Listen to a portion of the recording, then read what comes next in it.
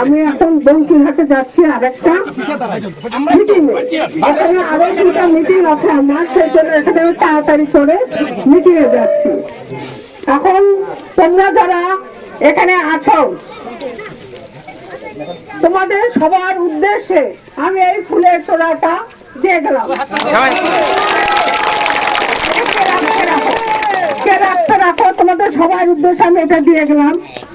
তোমরা ভালো থাকো, সাবধানে থাকো। এই মাত্র একজনকে দেখলাম আহত অবস্থায় আছে, তার জন্য রাখো তোমরা, তার চিকিৎসাটা করে দিও। আর তোমরা যারা এখানে ভোটার আছো, ভোটের দিন শান্ত মতন সকলে যে ভোট দিবে। এই দুই দিন তোমরা একটু হইচই করবে, আনন্দ করবে, ঠিক আছে? সাবধানে, বাঁচাতেও না।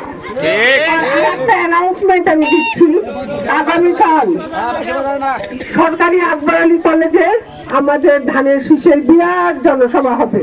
আমরা দেখাই দেবো যে আমরাও পারি।